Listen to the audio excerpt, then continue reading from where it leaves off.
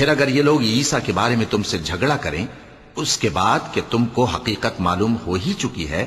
تو ان سے کہنا کہ آؤ ہم اپنے بیٹوں اور بیٹیوں کو بلائیں، تم اپنے بیٹوں اور بیٹیوں کو بلاؤ، اور ہم خود بھی آئیں اور تم خود بھی آؤ، پھر دونوں فریق اللہ سے دعا و التجا کریں، اس طرح جھوٹوں پر اللہ کی لعنت بھیجیں۔ یہ تمام بیانات صحیح ہیں اور اللہ کے سوا کوئی معبود نہیں، اور بے شک اللہ غالب ہے، صاحب حکمت ہے۔ بس اگر یہ لوگ پھر جائیں تو اللہ مفسدوں کو خوب جانتا ہے۔ کہہ دو کہ اے اہل کتاب، جو بات ہمارے اور تمہارے دونوں کے درمیان یکساں تسلیم کی گئی ہے اس کی طرف آؤ، وہ یہ کہ اللہ کے سوا ہم کسی کی عبادت نہ کریں اور اس کے ساتھ کسی چیز کو شریک نہ بنائیں، اور ہم میں کوئی کسی کو اللہ کے سوا اپنا کارساز نہ سمجھے۔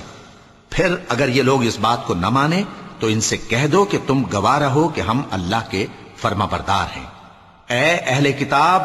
تم ابراہیم کے بارے میں کیوں جھگڑتے ہو؟ حالانکہ تورات اور انجیل ان کے بعد اتری ہیں اور وہ پہلے ہو چکے، تو کیا تم عقل نہیں رکھتے